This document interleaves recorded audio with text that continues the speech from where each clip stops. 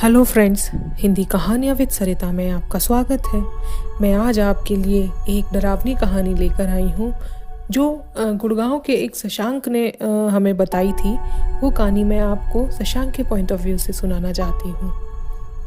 Hello friends, मेरा नाम शशांक है। मैं गुड़गांव में रहता हूँ और मैं आपके साथ अपनी एक कहानी शेयर करना चाहता हूँ। यह बात उन दिनों की है जब मैंने 12th के एग्ज़ाम्स दिए थे और मेरी छुट्टियां हो गई थी। बेसिकली मैं यूपी का रहने वाला हूँ। मेरे फादर गुड़गांव में जॉब करते हैं तो हम यहाँ रहते हैं और मेरी पूरी फैमिली यूपी में रहती है। मेरी फैमिली में एक चाचा हैं और 2 बुआ हैं। सबकी शादी हो चुकी है और दादा दादी हैं। चाचा का एक बेटा और एक बेटी है और मेरी बड़ी बुआ को 2 बेटियां हैं और छोटी बुआ के पास एक बेटा और एक बेटी है। हम सब लोग गर्मियों की छुट्टी में दादा दादी के घर इकट्ठे होते थे तो हम बहुत मस्ती करते थे। इस बार मेरे 12th के एग्ज़ाम्स के बाद हम दादा दादी के घर गए।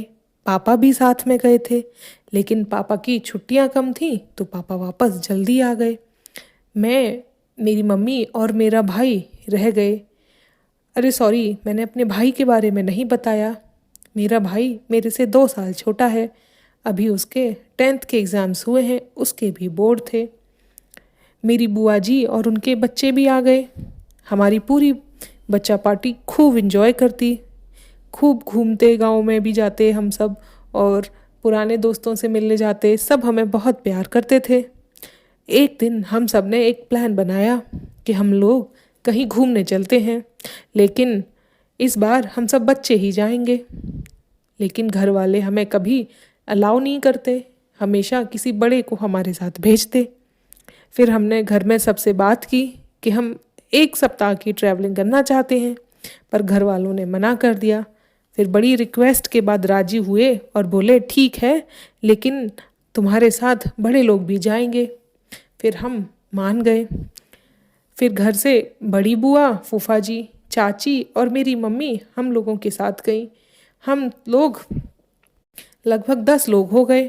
फिर हम सब ने 7 दिन की ट्रिप की प्लानिंग कर ली और हम निकल गए। हमने जो ट्रैवल किया था, हमने एक बस बुक की। हम उस बस से गए। बस वाले भैया जो थे उनका नाम रामपाल था, वह भी काफ़ी अच्छे थे। हमने 7 दिन खूब मस्ती की, खूब एंजॉय किया, खूब खाया पिया, शॉपिंग की, ट्रैकिंग की और 7 दिन कब बीत गए हमें पता ही नहीं चला कि हमारी वापसी का दिन आ गया। हम लोगों को आज की शाम को घर के लिए निकलना था। हम सब अपनी बस में अपना सारा सामान लेके सब बैठ गए। हम सब ने खाना भी खा लिया था और अपनी सीट पर सब हेडफोन लगाकर रेस्ट करने लग गए। सब बहुत थके हुए थे क्योंकि सब ने इतनी मस्ती की थी, ना सोते थे टाइम पे, ना खाते थे, बस घूमते रहते थे। बहुत इन्जॉय किया। सब रेस्ट करने लगे हुए थे। फिर अचानक से ड्राइवर अंकल ने बस रोक दी और उतरकर कहीं चले गए। फिर फूफा जी ने उनसे पूछा, रामपाल क्या हुआ? तो ड्राइवर ने बताया, अभी आता हूँ साहब, यहाँ पर कुछ लोग बैठे हैं, इनसे रास्ता पूछना है। तो बोला ठीक है। ड्राइवर अंकल फिर से वापस आ गए बस में। तो फूफा जी ने पूछा क्या हुआ? तो बोला, सर मुझे एक शॉर्टकट मिल गया है जिससे हम घर जल्दी पहुंच सकते हैं, लगभग 3 घंटे पहले पहुंच जाएंगे। तो फूफा जी ने पूछा रास्ता ठीक है? बोला हाँ, बहुत अच्छा बना हुआ रोड है, कोई दिक्कत नहीं होगी। तो फूफा जी ने कहा ठीक है। फिर ड्राइवर वापस बस में बैठकर चल दिया। उस रास्ते पर ट्रैफिक भी कम है तो हम सब निश्चिंत होकर अपनी सीट पर बैठ गए। थोड़ी देर चलने के बाद हम सब एक रोड पर आ गए। बहुत खाली सा रोड था, बहुत अच्छा सा, मौसम भी अच्छा हो रहा था और दोनों तरफ घने जंगल थे, हरियाली थी। लेकिन ऐसा लग रहा था उस रोड पे, उस रास्ते पर कोई आता जाता नहीं है। स्ट्रीट लाइट भी बहुत दूर दूर लगी हुई थी। फिर अचानक खाना खा के आए थे, थक गए थे तो मुझे नींद लग गई। थोड़ी देर बाद मुझे ऐसा फील हुआ जैसे कहीं से आवाज़ें आ रही हैं। तो मेरी अचानक नींद खुल गई। फिर हमारे साथ कुछ ऐसा हुआ, सबकी हालत ख़राब हो गई। हमारी बस को पीछे से किसी भी व्हीकल ने बहुत ज़ोर से टक्कर मार दी। हम सब हिल गए, मेरी बुआ जी तो गिर गई, हमारी बस रुक गई। सब घबरा गए और भगवान से दुआ मांगी सब ठीक हो, पर किसी को चोट नहीं लगी। फिर फूफा जी को एकदम गुस्सा आया, किसने हमारी बस ठोक दी। ड्राइवर और कंडक्टर ने नीचे उतर कर देखा कि क्या हुआ, लेकिन कुछ समझ नहीं आया। वहाँ कुछ था ही नहीं, और ना ही कोई व्हीकल था, और ना ही कोई ओवरटेक करके आगे गया। तो हम ये सोचने लगे, अगर ऐसा हुआ तो धक्का किसने दिया, टक्कर कैसे लगी। फिर फूफा जी ने कहा, चलो सब जल्दी से बस में बैठो और निकलो यहाँ से। सबकी नींद खुल गई, सब एकदम डर गए। फिर हम जल्दी से बैठ के चलने लगी हमारी बस। थोड़ी आगे बढ़ी ही थी कि अचानक से ड्राइवर को बस के आगे कुछ दिखाई दिया। ऐसा लगा कोई आदमी खड़ा है जो बस को रुकवाने के लिए हाथ दे रहा है। ड्राइवर ने फूफा जी को बताया तो फूफा जी ने भी देखा, लेकिन एक अजीब सी घटना हुई।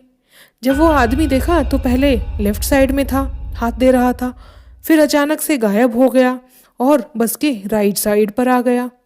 यह देखकर फूफा जी चिल्लाने लगे, रामपाल बस तेज चला, और तेज दौड़ा। हमारी सबकी हालत बहुत ख़राब हो गई। फिर वहाँ से वो आदमी गायब हो गया। फिर थोड़ा आगे बढ़े, फिर अचानक से रामपाल अंकल ने देखा साइड मिरर से कि पीछे से कोई आदमी बहुत तेज स्पीड में दौड़ता आ रहा है, जैसे नॉर्मल इंसानों की स्पीड होती है उससे कहीं ज़्यादा। अंकल बस को और तेज़ दौड़ाने लगे। हम सब लोग चिपक कर बैठ गए और मेरी बुआ की बेटी तो चिल्लाकर रोने लगी। हम सब की हालत भी बहुत ख़राब हो चुकी थी। ड्राइवर बस बहुत तेज़ दौड़ाने लगा। फिर उसने पीछे देखा तो कोई नहीं। थोड़ी जान में जान आई, लेकिन अचानक से थोड़ी देर बाद फिर से हमारी बस के सामने कोई आदमी बहुत तेज़ी स्पीड से दौड़ता हुआ आ रहा है। ड्राइवर बस को अगर लेफ़्ट साइड में निकालने की कोशिश करे तो वो लेफ़्ट साइड में आ जाए, राइट साइड से निकालने की कोशिश करे तो राइट साइड में आ जाए।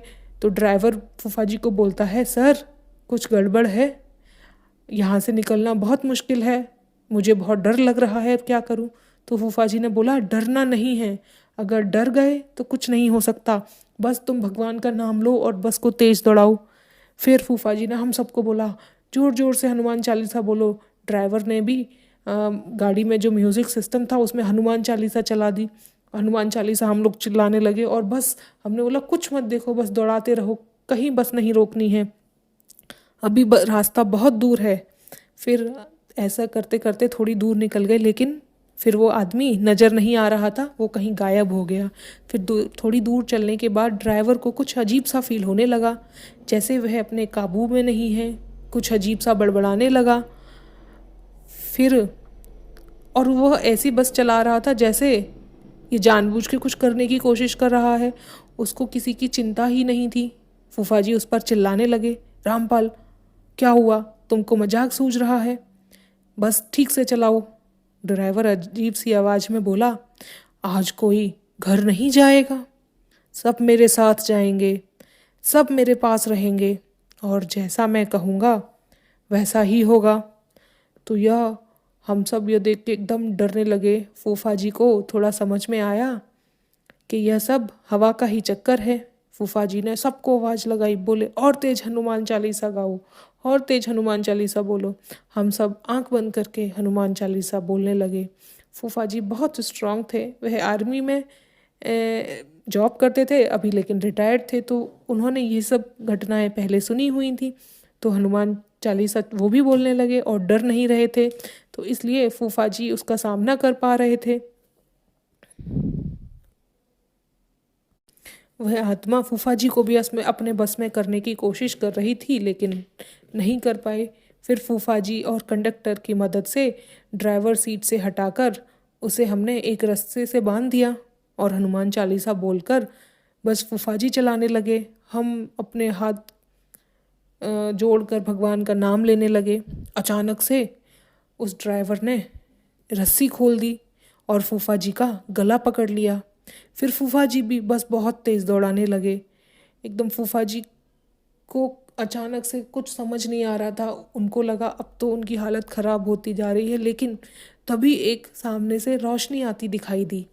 कहीं ऐसा लग रहा था कुछ तो है वहाँ पर, लाइट जल रही है। फिर फूफा जी भी थोड़ा ठीक फील करने लगे, जैसे कि उस आत्मा की शक्तियाँ कमज़ोर होती लग रही हैं। फिर फूफा जी बस तेज़ दौड़ाने लगे और वहाँ पर जाके बस रोक दी।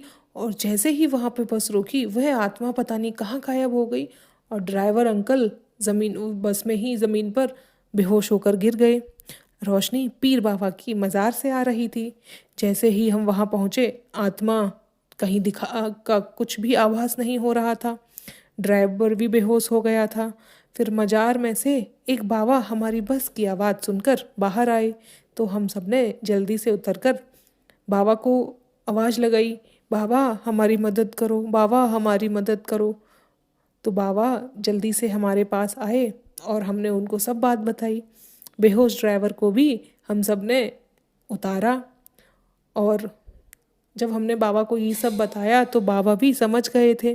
तो बाबा ने सबको अंदर बुलाया, बोले चलो सब अंदर, बाहर कोई नहीं रुकेगा कुछ। फिर बाबा अंदर से जल लेकर आए और ड्राइवर पर छिड़का।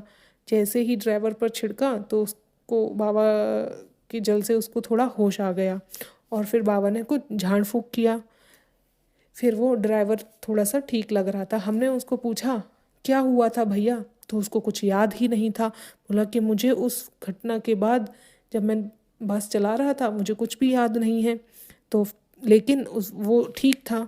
फिर बाबा ने हमें एक बात बताई कि आज तुमने कुछ अच्छा ही किया होगा पुराने जन्म में, इसलिए आज तुम लोग सब जिंदा हो। कुछ अच्छे कर्म करे होंगे और तुम लोग बहुत बहादुर हो, इसलिए तुम आज जिंदा बच पाए। नहीं तो इस रास्ते पर अगर किसी के साथ ऐसी घटना हुई है तो वो कभी हमारे मज़ार से आगे नहीं पहुंच पाया है। अगर जो ये इस मज़ार तक पहुंच जाता है उसका कुछ भी नहीं कर पाती है आत्मा। इस इस तरह की घटना यहाँ होती रहती हैं, इसलिए ये रास्ता बिल्कुल सेफ नहीं है। तो ड्राइवर ने बोला कि बाबा मुझे रास्ते में एक दुकान दिखाई दी थी, उस पर 3 लोग बैठे थे, तो उसमें से ही एक आदमी ने मुझे ये रास्ता बताया। तो बाबा ने पूछा कि दुकान, इस रास्ते पर तो कोई दुकान नहीं है, वहाँ तो बिल्कुल खाली पड़ा है, वहाँ पे इस रास्ते को बंद करने के लिए भी लगाया गया है कुछ पत्थर वगैरह। तो ड्राइवर को समझ में आया कि वह भी एक भ्रम था, वहाँ पर कोई नहीं था। मुझे इस रास्ते पर भटकाने के लिए वह हवा का ही कुछ प्रयास था। फिर हम सब लोग रात में उसी मज़ार पर रुके। फिर सुबह होते बाबा ने हम सबको एक धागा दिया और बोला ये धागा तुम सबकी रक्षा करेगा। फिर हम सब डरते डरते बस में बैठे और सुबह अपने घर को पहुँचे। इस घटना के बाद हम लोग बहुत सहम गए थे, डर गए थे।